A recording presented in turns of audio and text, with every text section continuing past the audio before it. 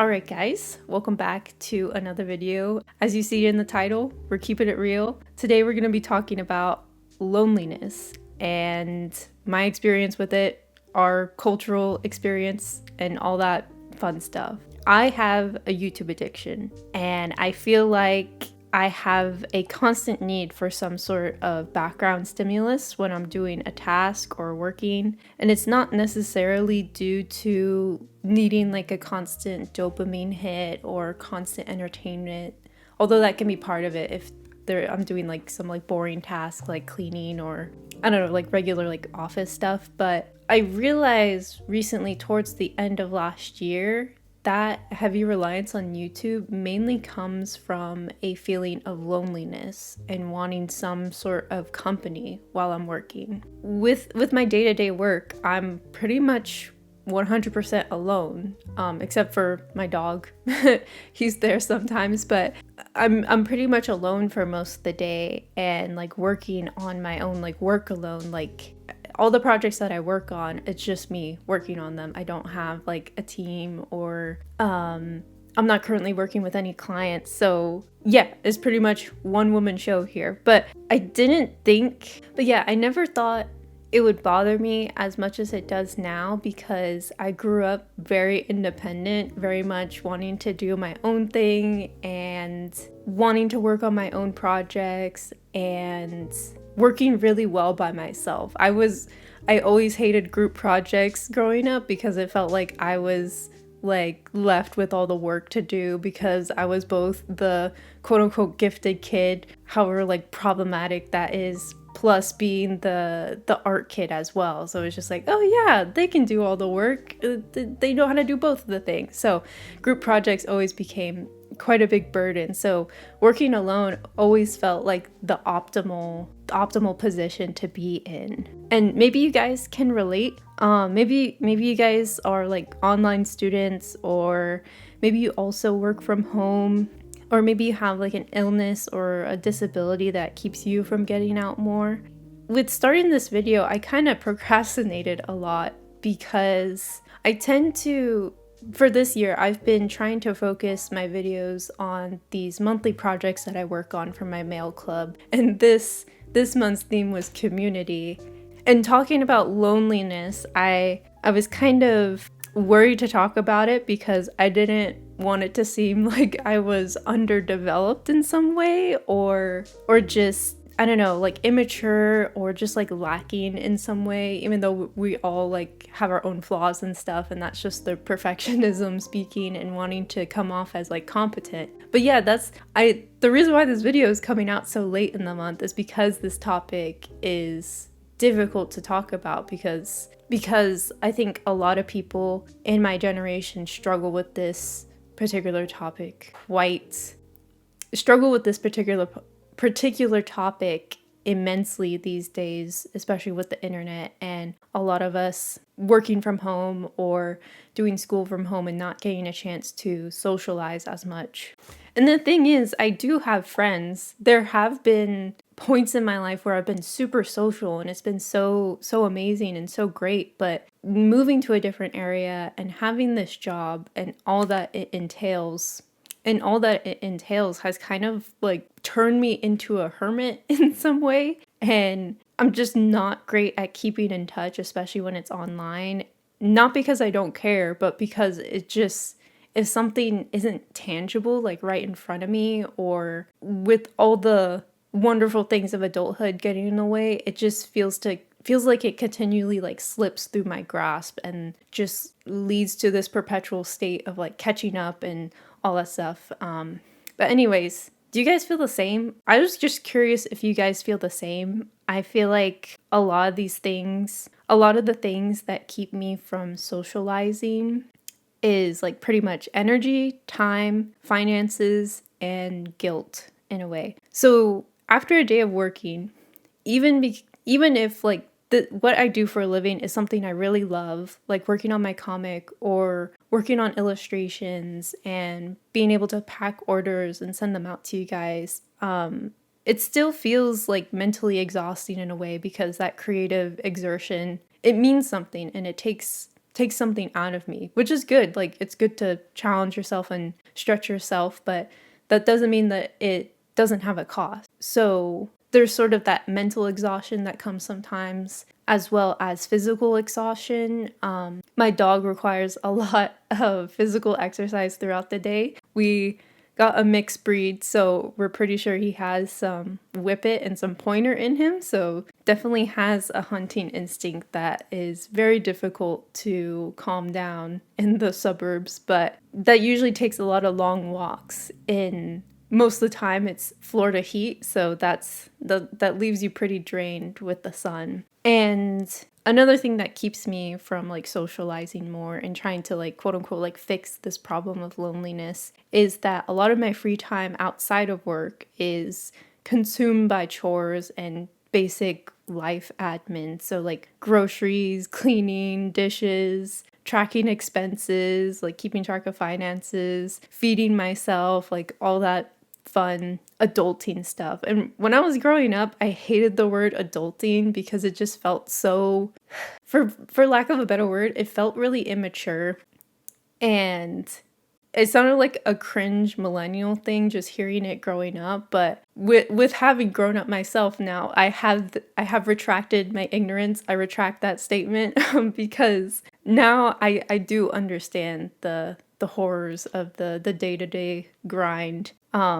So like keeping track of all these things, I don't know if it's like a neurodivergent thing or just like a sensitivity thing, but it's just really draining to like keep up with all the expenses and keeping things clean and keeping things organized and taking care of things and taking care of yourself. It's just, it can become a lot. And I don't know if that's just like a personal thing, a personal like inadequacy. I don't know. Let me know what you guys think. But all of this stuff just kind of like leaves me exhausted and with like no desire to socialize, even though I do love my friends and I love my family. It's just like, I just want to like sit on the couch, read something, or just stare at a wall for like 2 hours before bed or something. And included in that, finances have also been a sort of stressor for me lately and keep me from like having the fun young 20s lifestyle that I see online or like I imagine in my head. And because going out instantly means like spending like $20 or $40 on like a meal or like having like a ticket to something. And with being self-employed and trying to work through some like toxic productivity and like workaholic mindsets, it's still really difficult for me to not spend some of my free time working on something that's quote unquote productive, that will, I don't know, help to like market my artwork or just like create more artwork so that I'm like always improving or just being productive as an artist. Sometimes the guilt of like not using my free time productively as like a self-employed person can become like kind of murky waters there. And also I'll just have random bouts of guilt going out because I feel bad about leaving my dog at home or not hanging out with family enough. Like just all these like sort of negative feelings keeping me from having a like healthy social life. And all of this just compounds into like very sporadic, constantly catching up with people style social life. And I think that's pretty much the norm for a lot of us. I don't know, at least the people that I've spoken to, it just feels like this generation with the way like everything is with the job market, the economy, all that fun stuff, it feels like there's not as much like room to breathe, I guess. Maybe that's just like the point in my life I am right now. I don't know. I recently read the graphic novel Seconds by Brian Lee O'Malley. Yes, the Scott Pilgrim guy.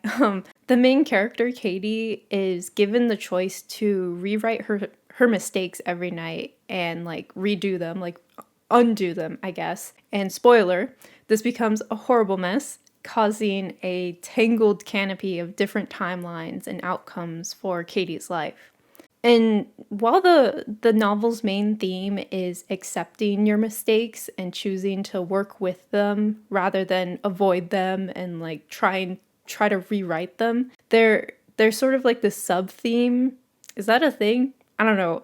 Bookish community, if any of you are listening, what would that be called? Like a sub-theme. Is that the correct word? Anyways, this sort of like smaller theme in the graphic novel is the importance of relationships and connections. No matter how screwed up the future has become for Katie's always grounded in her relationships. That is what's most important to her in her dire moments. She always thinks, well, at least I have this person in my life. At least this person is still the same in my life. And along with that, I just finished Vigil by George Saunders. I don't know if I would fully recommend it. I'm still trying to formulate my thoughts on it, but it is a quick and sort of like interesting read that will definitely make you existential about like literally everything going on in the world. But regardless, the main character is like this spiritual entity that comforts dying people in their final moments on Earth. Kind of like a ferryman of sorts, leading them into the afterlife.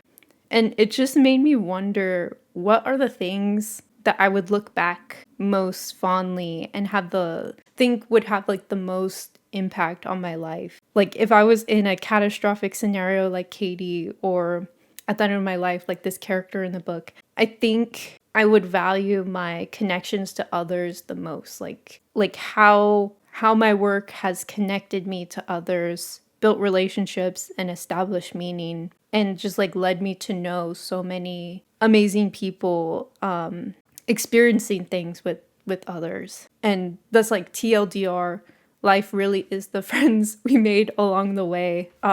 Friendship is magic. And also just like both of these books kind of just reminded me. It was like a good reminder, like, yeah, you need to keep up your social life because you really value those things. And it also reminded me that I probably need to pick some lighter reads for the future, because reading so many serious books has made me think a little bit too much. And so it's just encouraged me. These books have just encouraged me to, like, despite the struggle it is to get out of the house, to schedule things with friends, to find the time, it's still worth it. It's still worth it to keep trying to make the time and to develop relationships, even with like the little bits of like messages and like calls that we have. The past month in February, I went to my first zine fest, and it was so inspiring to see all the different artists with all their projects and get to swap zines with people and support other artists. And that just makes me feel so inspired and reminds me, like, hey, there are other people that like to do what I do that are around me, like locally. And talking with others who do the same thing as me makes me feel less crazy. And it's almost like that's like the whole point of community, is like banding together and supporting each other and comforting each other. And it just makes me excited to attend like more events and get to support more artists and reach out to people. I've been writing a lot about like sort of these feelings of isolation, and a good bit of it has naturally bled into my artwork, especially my webcomic Y2K Witch. I haven't really shown fully through the story how isolation has affected Fiona, the main character, in the series, but I find so much of my conceptual work of Fiona being like so solitary and sort of disconnected and melancholic. Like whenever I go to draw her, it's kind of like this more aloof sort of like coldness, I feel like. And I feel like drawing her and like developing her story has also been a way for me to kind of dissect how I feel, if it isn't obvious already, because whenever I make these more reflective videos, I feel like I always bring up the story and how it's connected to that.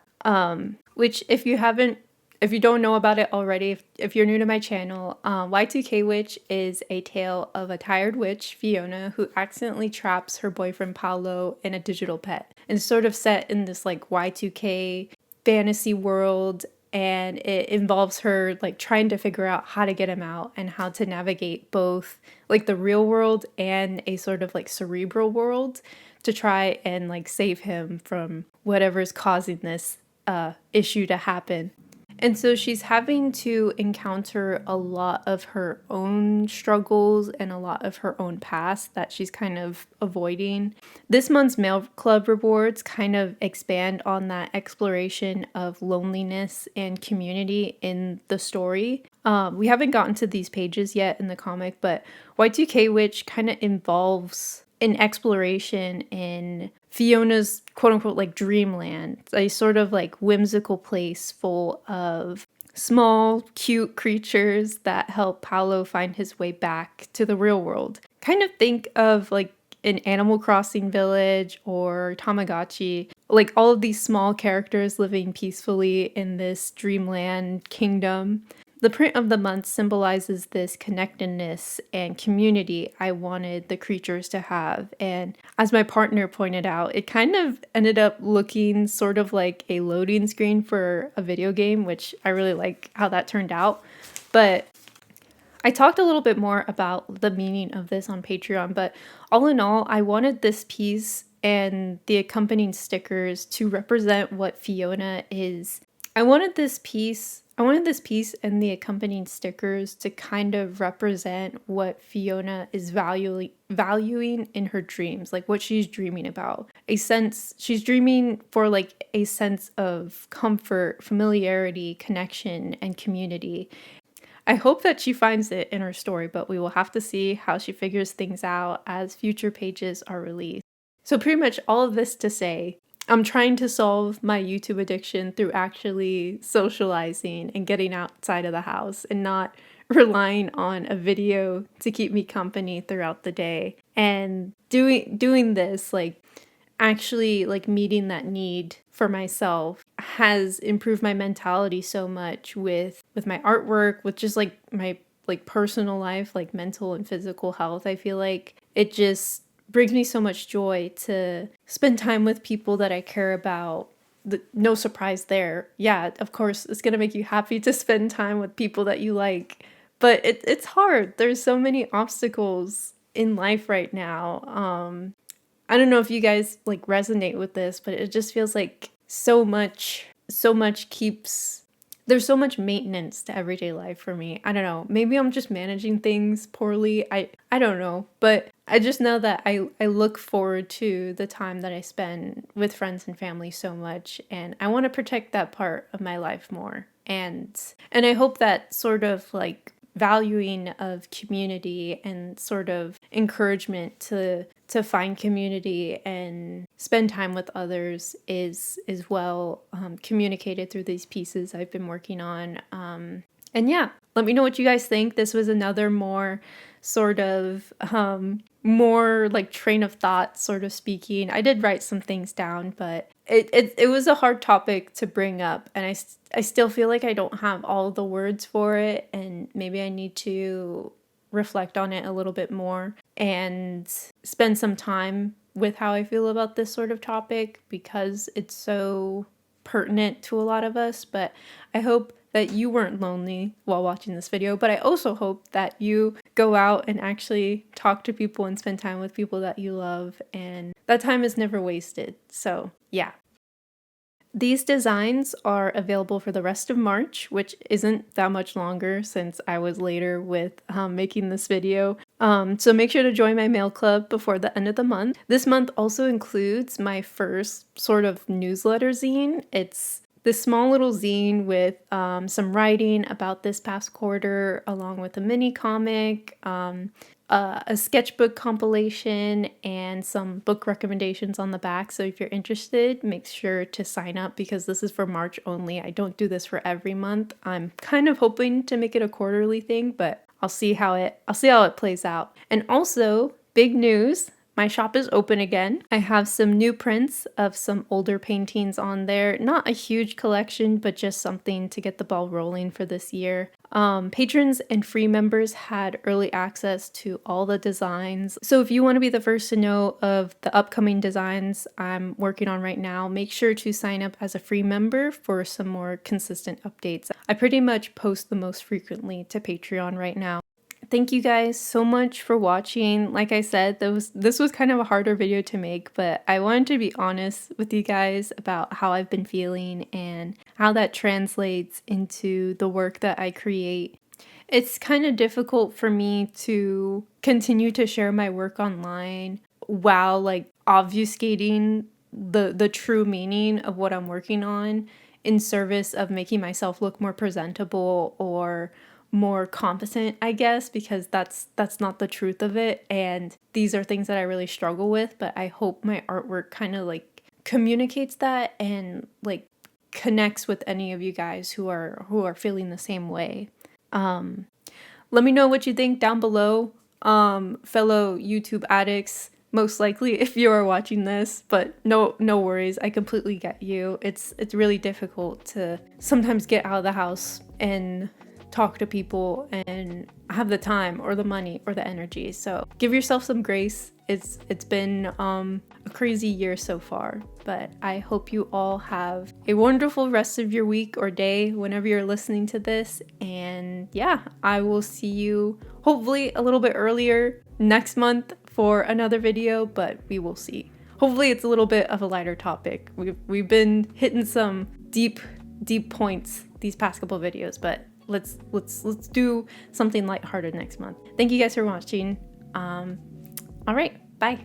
Thank you very much to all of my patrons for supporting my work and these videos. And a very special thank you to my pastry chef and muffin mail tier members, Vince, Blue, Lynn, The Connor, Andy, Marion, Edith, Kat, Juno, Kiwick, Real Slippy, Fairy Doll, Beans, Andrew, Pestilent Sunshine, Old Junie, Daniela, Ghosty, Eliza, Cupid, Pintade, Hayden, Jack's Underworld, Trinity, Allison, Val, Fruit Punch BB, Will, Nevermore, Riley, Ali, Deandria, Luna, Taylor, Niaf, Rochelle, Danny, Pebble, Janine, Ari, Merlim, Alani, Ellen, Honeydee Fish, Rebecca, Maria, Michael, Fishy, Caitlin, August, Faye, Jess, Spicy Rats, Ari, Flora, Alexis, Uwuna, Leo, AJ, Rachel, Brokebrat, Yermo, Kiki, Sierra, Bacatine, Lynn, Pwep,